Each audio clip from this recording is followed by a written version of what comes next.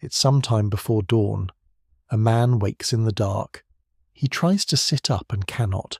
He tries to call out and cannot. Something is in the room with him, standing at the foot of the bed, or sitting on his chest, or pressed against his ear. He knows he is awake. He knows he cannot move. The experience lasts maybe 30 seconds. When it ends, he will not tell anyone for years. When he finally does mention it, quietly, to someone he trusts, the other person will say, "It happens to me too." This experience has been recorded with uncanny precision on every inhabited continent. In Newfoundland they call it the old hag. In Japan, kanashibari, bound in metal. In Germanic folklore, a creature called the mare sits on the sleeper's chest. This is where the English word nightmare comes from. In North Africa, a jinn presses down. The details shift. The structure does not. You are awake. You cannot move. Something is there. For most of human history, this demanded an explanation. The explanations were supernatural. Demons, witches, spirits, gods. Not because ancient people were credulous, because they were pattern recognizers, and the pattern they were recognizing was genuinely strange. We know now what's happening, more or less, but knowing has not made it less strange. It has made it stranger. Nineveh, around 650 BCE. In the library of the Assyrian king Ashurbanipal, clay tablets are stacked in rows. One series, the Ishka Zakuk, the Book of Zakik, named after a dream god, is a dream dictionary. If a man dreams he's eating a raven, he will have income. If a dog licks him, he will be slandered. If he dreams of flying, calamity. Hundreds of entries. What strikes a modern reader looking at these tablets is not how different they are from how we think about dreams, it is how similar. Walk into a bookstore today and pick up a dream dictionary. The entries are nearly identical in structure.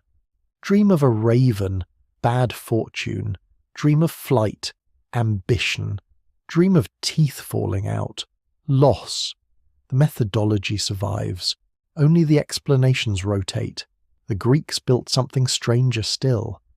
At sanctuaries scattered across the Mediterranean, Epidaurus, Kos, Pergamon, the sick came not for medicine but for sleep. These were the Asclepiae, temples to the god of healing. A patient would undergo purification rituals, fast, then be led to a dormitory called the Abaton. They slept on the stone floor among dozens of others, under low torchlight, surrounded by strangers. They were waiting for a dream. If the god favoured them, he appeared, sometimes as himself, sometimes as a serpent, and the dream itself was understood to be the treatment.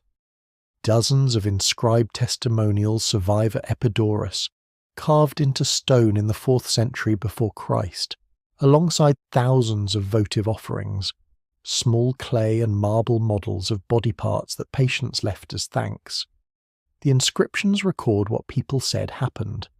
The recoveries described in them are not medically credible by modern standards. What is striking is not the cures themselves, but the system that produced them. The Greeks built sanctuaries, trained priests, kept records, and treated the sleeping mind as a place where something medically meaningful could occur. We are inclined to call this superstition. Consider what it actually was. The Greeks had institutionalized dreaming. They had built architecture around it. They were using the dreaming state as a technology of the self. But one tradition went further than healing or prophecy. In Tibetan Buddhism, a practice called dream yoga, milam, treated the dream not as a message to be received, but as a territory to be entered deliberately.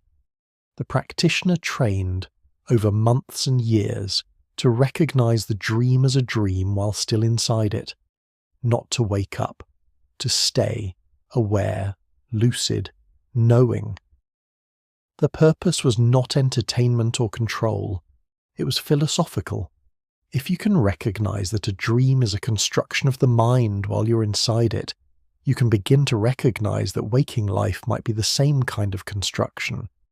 The dream became a rehearsal for seeing through appearances altogether. This was not a laboratory experiment. It was a contemplative discipline practiced for centuries in monasteries across Tibet and Nepal. And then, in 1980, in a sleep lab in California, someone proved it was real. The experiment in California rested on a discovery made 80 years earlier in Vienna. Vienna, 1899.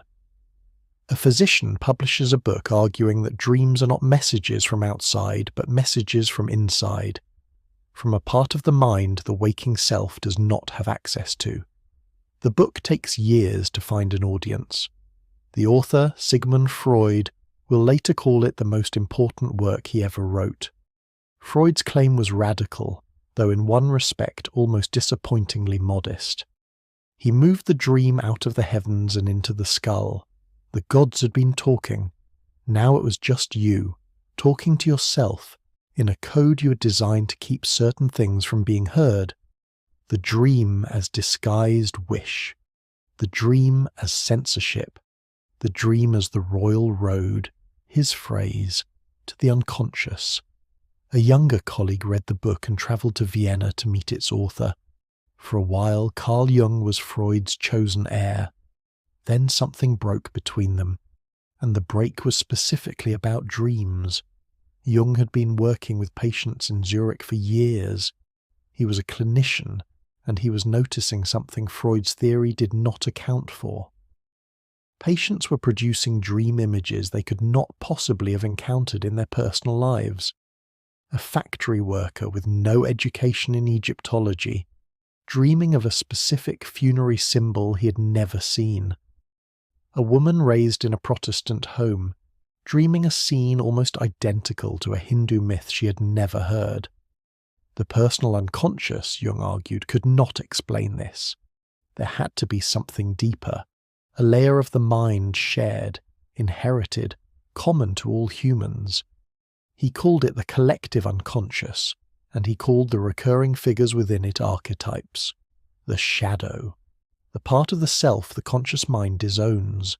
The wise old man, the great mother, the anima and animus. The contrasexual images each person carries of the other. These were not memories. They were forms. A patient's dreams in Jung's clinic became a kind of archaeology. Dig far enough into a single private life, and you hit material older than the life itself. And Jung began to notice something else. The images his patients were producing, the mandalas, the serpent kings, the sacred marriages, appeared on Mesopotamian tablets, in Egyptian funerary art, in Hindu scriptures his patients had never read. The Assyrian scribes cataloguing raven dreams and flight dreams were not being primitive. They were doing field research on something real, something that would not be named in scientific vocabulary for another 3,000 years. The Greeks sleeping on the stone floors of the Asclepiad were not engaged in superstition. They were using dreams as a practice. The traditions we inherited and then outgrew had been telling us something that modern psychology would spend a century trying to verify. The old maps were not wrong. They were drawn in a different alphabet. Stanford University, 1980. In a sleep lab, a graduate student named Stephen LaBerge is after something the Tibetan monks would have considered obvious. Proof, measurable and repeatable, that a sleeping person can be aware they are dreaming while the dream is still happening, and can communicate that awareness to someone on the outside. The problem is obvious. The body during REM sleep is paralyzed, a mechanism called atonia, which stops the sleeper from acting out their dreams with muscles that could hurt them. A dreamer cannot raise a hand, open their mouth, or press a button. Whatever is happening to them is happening behind a locked door. But atonia is not total. The eyes move. That is what rapid eye movement sleep is named for. The muscles controlling the eyes are among the few spared, because acting them out inside a dream cannot endanger the body. Before he falls asleep in the lab, LaBerge agrees on a signal with the scientist monitoring him.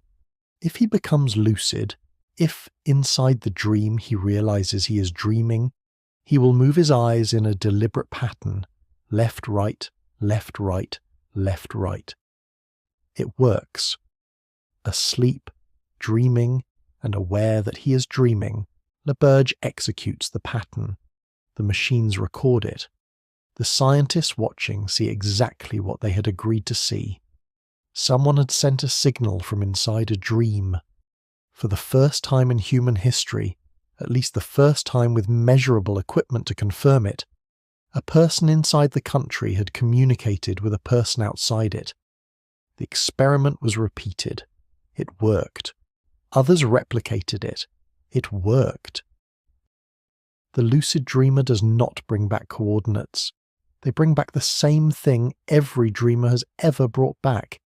Fragments, images, feelings, and the nagging suspicion that something essential has already dissolved between the last moment of the dream and the first moment of waking. There is a reason the dissolution happens. The hippocampus, the brain structure that lays down long-term memory, needs a chemical called noradrenaline to record anything durably.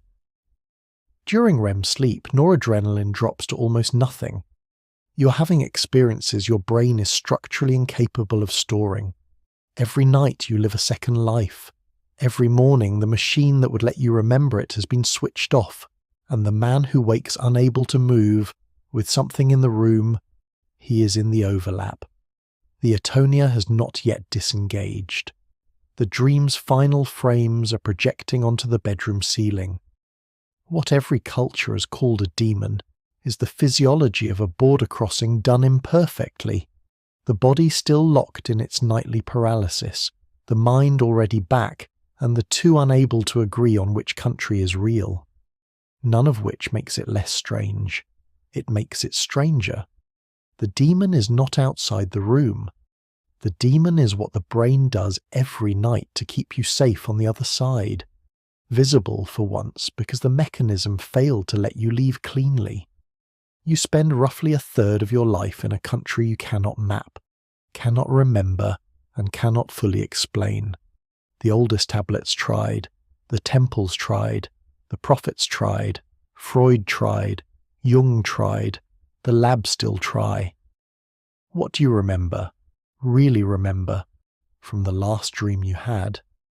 And what does it mean that the most ordinary thing you do is also the most foreign place you will ever visit? If that question stays with you, there is more here. Subscribe and we'll keep looking.